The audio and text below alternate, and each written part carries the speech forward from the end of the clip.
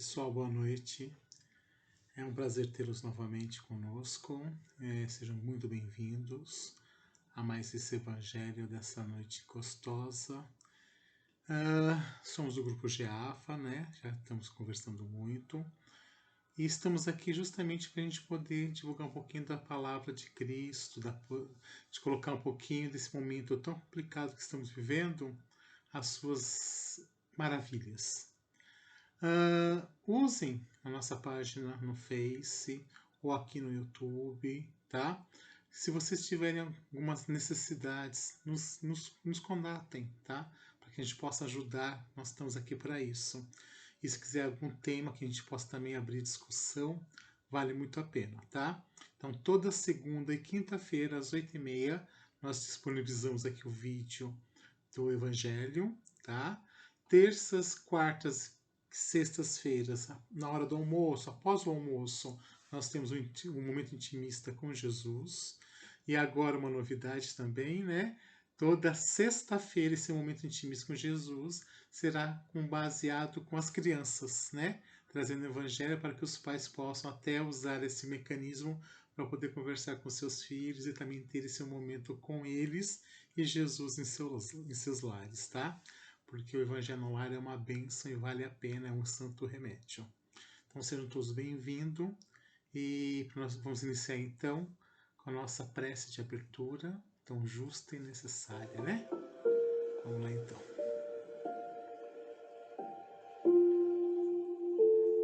Senhor Deus de misericórdia infinita, te agradecemos a oportunidade de estarmos aqui reunidos em nome de Jesus, em nome dessa corrente maravilhosa de ensinos, para que possamos fazer o nosso melhor e colocar em prática esse amor que o Pai nos ensinou e que Cristo nos ofertou através da sua passagem aqui na Terra. Então, Senhor, que possamos levar o amor, a paz, o carinho, a compreensão a todos os lares e assim colocando a Terra em seu progresso natural e caminhando para a sua evolução. Pai nosso, que estais nos céus, santificado seja o vosso nome. Venha a nós o vosso reino. Seja feita a vossa vontade, assim na terra como nos céus. O pão nosso de cada dia dai-nos hoje.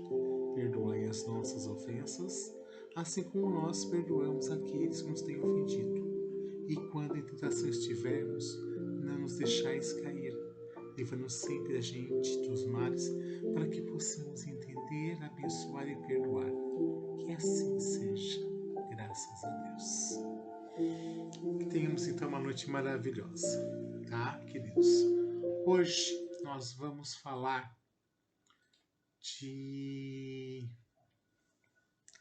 morte. Nossa, mas Marcelo, não é um momento, né? Parece que é algo muito pesado. E é justamente por isso, tá? Uma pessoa muito querida me questionou justamente isso. Por que nós temos tantos reencarnes e ainda não lidamos bem com a morte?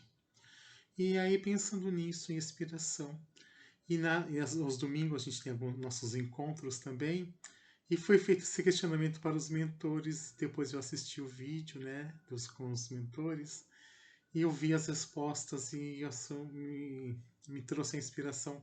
Falei, é isso que a gente vai ter que conversar para poder, porque a gente precisa conversar, falar sobre o assunto para desmistificar algumas coisas, tá?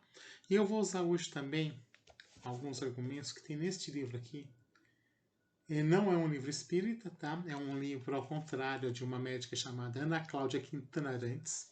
É científico também, é médico.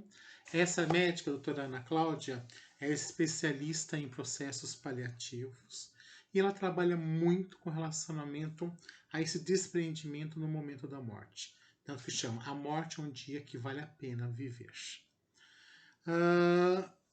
Por que nós encarnados temos tanto medo da morte?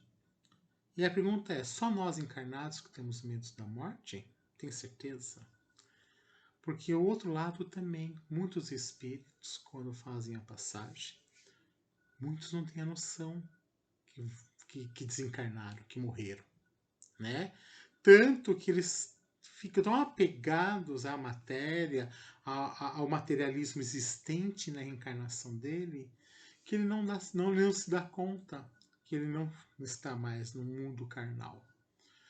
E a mesma coisa acontece quando nós estamos em espíritos, né? Quando nós precisamos voltar à carne, né? Voltar ao processo expiatório, né? De poder fazer o progresso espiritual. E lá também existe uma morte. Porque morte não é esse sentimento negativo como nós damos, né? Nós mistificamos muito. Não fomos só nós, o mundo. Desde que o mundo é mundo, a morte é posta várias vezes como sendo coisa maligna, né? Tanto que no nosso mundo, né, no mundo dos homens, uma das punições que nós temos é a morte, né? Ele é condenado à morte. Então, assim, como assim? Né? Eu faço a lei de Deus em cima da lei do homem? Sim, em alguns países nós temos a condenação à morte. E isso, tudo que é castigo, nos gera insegurança, nos gera medo. Então a morte é sempre um castigo, né? Parece que você morre por estar sendo castigado. E é isso que nós temos que começar a entender. Deus não castiga filho algum, criatura alguma. Ele não criou a morte. Ele criou a necessidade de se fazer uma passagem. E essa passagem acontece com a nossa necessidade de aprendizado. Por isso que tudo que nós vamos construindo em nossa história vai nos permeando como nós vamos adquirir o conhecimento para fazer essa passagem. A doutora Ana Cláudia, ela fala muito isso, que as pessoas precisavam viver bem para poder viver a vida, e não pensar na morte como resultado ruim pela existência dela na Terra. Ela não fala Terra, tá? Ela fala a existência dela no mundo. E uma coisa que ela comentou que me chamou muita atenção e que eu gostei muito. Primeiro, nós não temos medo da morte, né? Porque se você tivesse medo da morte, você não estaria desafiando a ela todos os dias. E é uma verdade, quando nós nos colocamos em risco diariamente, quando fumamos, bebemos, nossos vícios, seja eles de comidas, não cuidar da matéria, trazer a mágoa, o ódio, né, a angústia dentro do peito, e a gente vai morrendo aos poucos. E quando a gente começa a entender qual é o nosso processo aqui na Terra, ou em qualquer planeta, né? Porque existem muitas moradas na casa de meu pai, então em cada morada existe essa passagem. Para nós, nós chamamos de morte. Não sei no outro planeta se tem um nome morte, alguma viagem, entendeu? Mas que ela existe, ela é uma necessidade. Em espírito, a gente observa muito e quando nós dormimos, né, a matéria vai descansar e o espírito continua suas funções, né? Principalmente quando você se põe à disposição de continuar fazendo as coisas boas em espírito. E ali a matéria descansa, né? Toda cuidada, obviamente, e o seu espírito sai para fazer as outras missões que ele tem. Isso é um desligamento que nós temos. Então a morte é esse desligamento. Eu sempre questionei o que acontecia na hora, né? Como que é esse suspiro final? Isso que é o que me deixa assim curioso. Meu Deus, como que vai ser? Eu vou ter essa noção que ali foi, né, o derradeiro minuto, então aconteceu, foi assim. É a coisa que mais me chama atenção, né? Se vai doer, se não vai doer.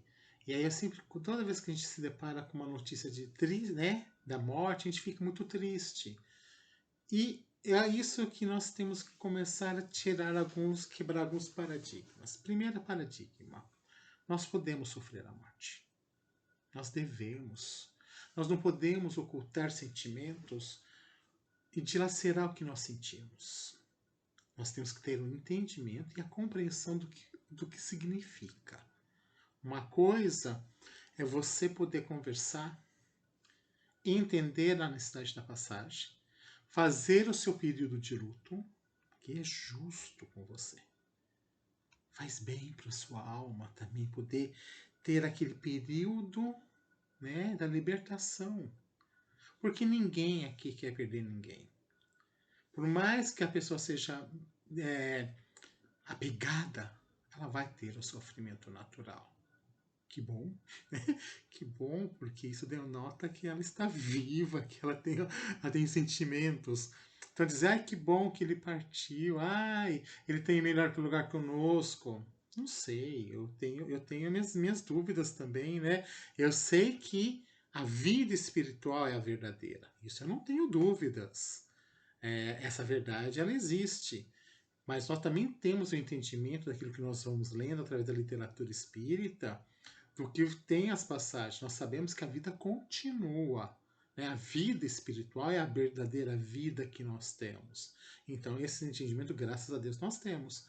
Mas você saber que este mundo carnal não fará mais parte da sua vida, precisa de aprendizado e de preparação. E uma coisa que a doutora Cláudia fala, que é muito salutar, que nós temos que viver o bem hoje. Olhar para o passado como nossa lição, entender o que nós fizemos, pegar este presente que aqui existe hoje, esse lugar momentâneo, cronológico, e fazer dele um futuro edificante, um futuro qualitativo em nossa vida.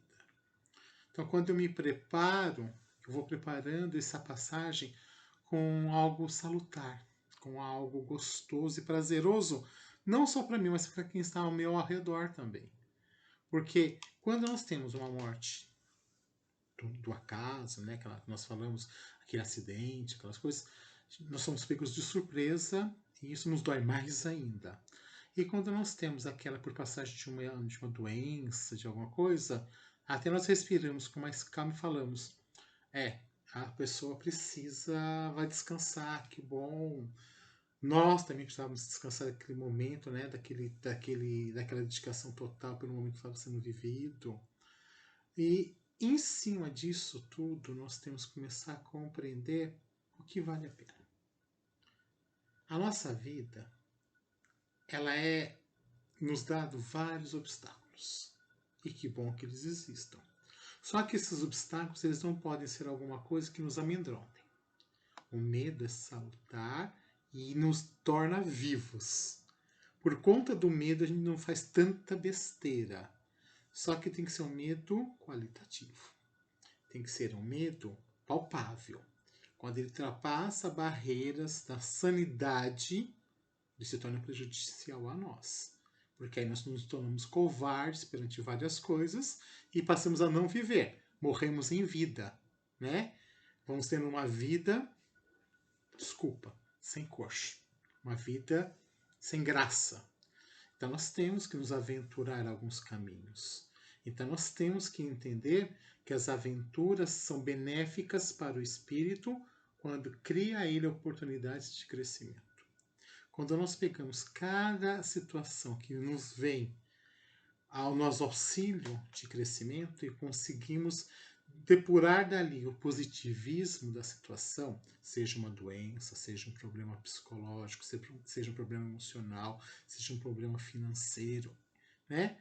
O sentido que ele está nos trazendo, nós vamos qualificando ele para algo positivo e de vida. Quando eu consigo tangibilizá-lo ao meu melhor prazer da vida. Isto é viver. Porque em muitos casos, e aí nós podemos citar, e com certeza conhecemos, você que está aí, deve estar lembrando de um monte de pessoas que morreram em vida. E aí você fala, mas a morte que está dizendo não é a morte da carne, né? É pior. É a morte da esperança. É a morte do querer fazer alguma coisa produtiva. Quando eu saio em busca de algo que eu não consigo achar. Isso aqui nós temos que qualificar em nós. O que eu estou buscando? Porque eu vou desafiando a morte todos os dias com os meus atos. Né? A imprudência de beber e dirigir. Que bom que é uma lei, né? Os homens precisam de leis para poder entender o que é uma sociedade, até para poder qualificar a vida em equipe, em conjunto, em família. Então eu não posso ir matando todo mundo. Existem regras, graças a Deus, né? Porque senão a gente viveria na época da barbárie eterna.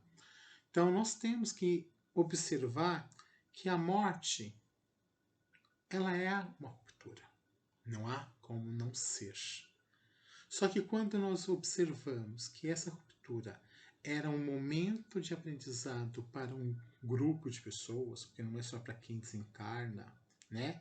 Para quem fica também vai ter que vivenciar aquele momento de perda, aquele momento de angustiante na vida dele.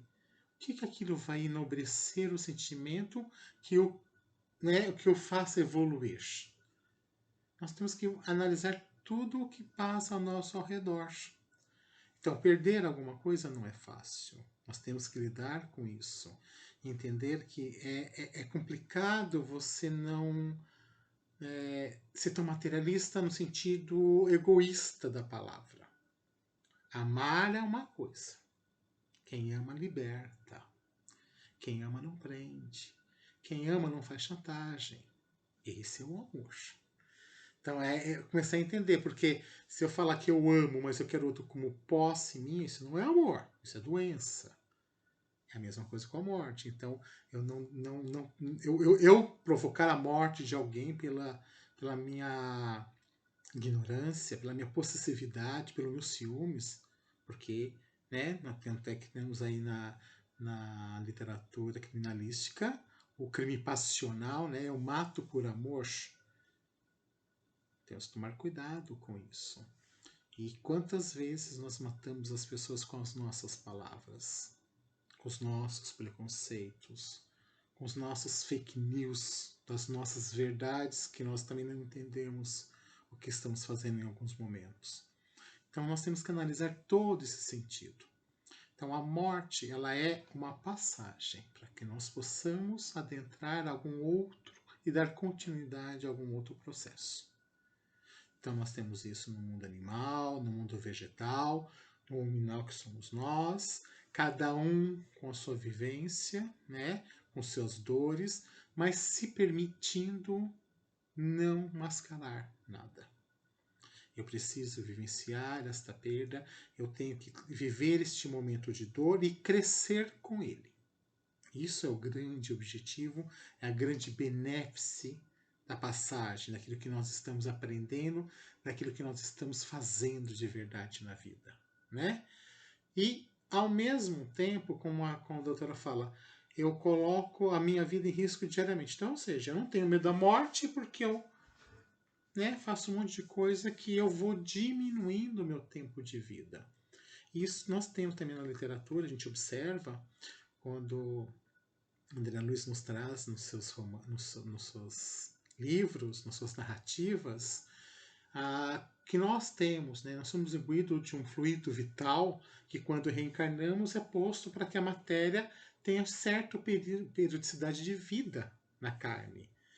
E pelos nossos atos, nós podemos abreviar este período.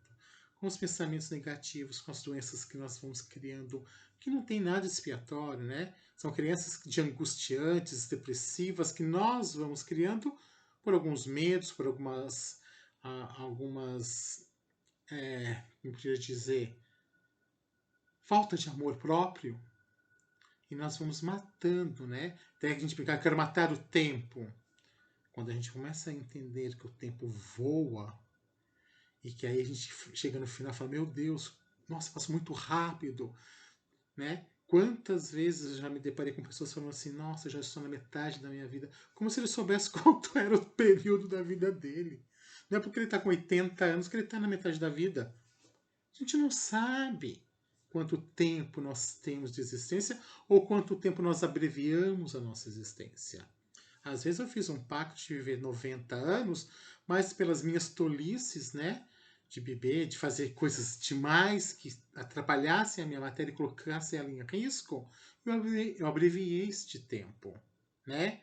E aí, querido, eu não tenho controle sobre isso, de abreviar o tempo ou não abreviar o tempo. Eu tenho que respeitar. Por isso que a gente tem que observar que o passado é uma grande escola, mas nós não podemos ficar presos a ele. Eu pego do passado e vou movimentando para fazer um presente legal e um futuro digno.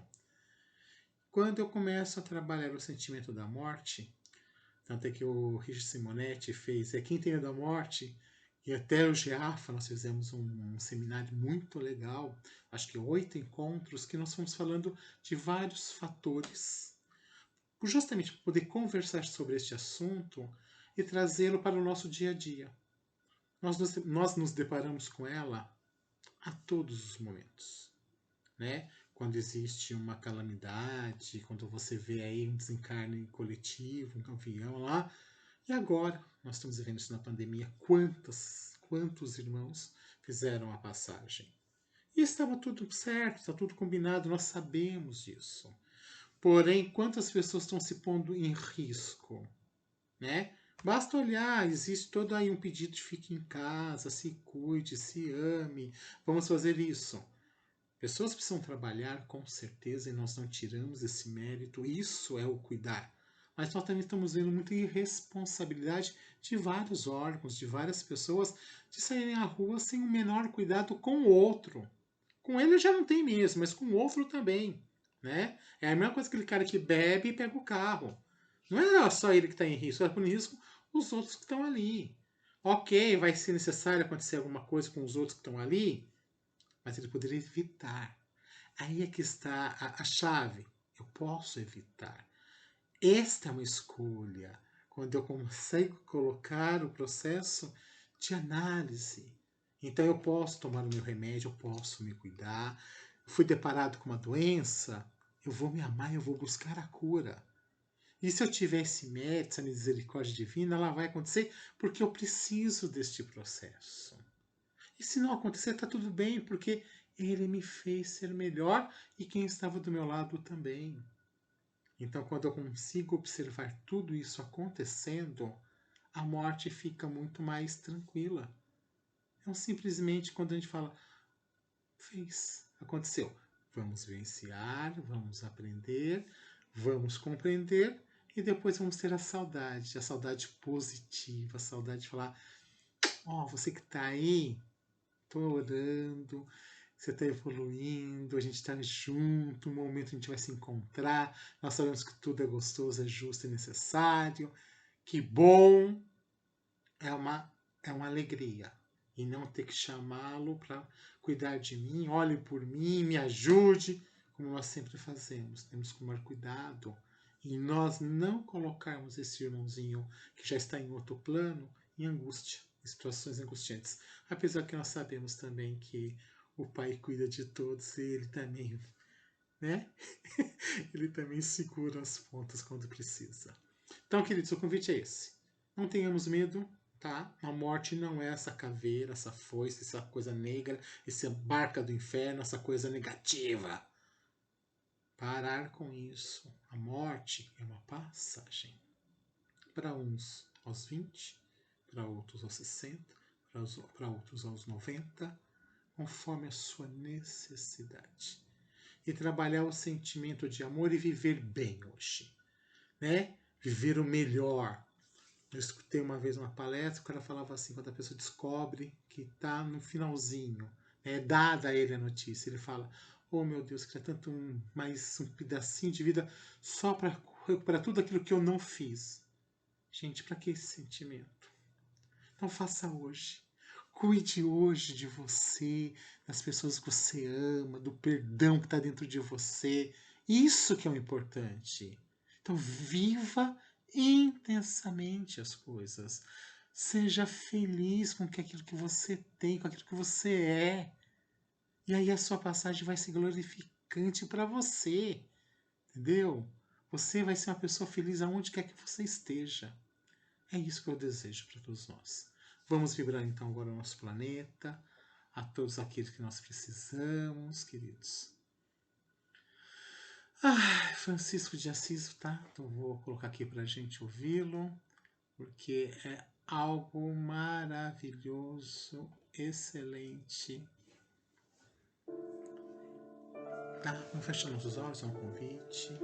Ó Mestre, Vamos fazer nossas coisas. fazei-me um instrumento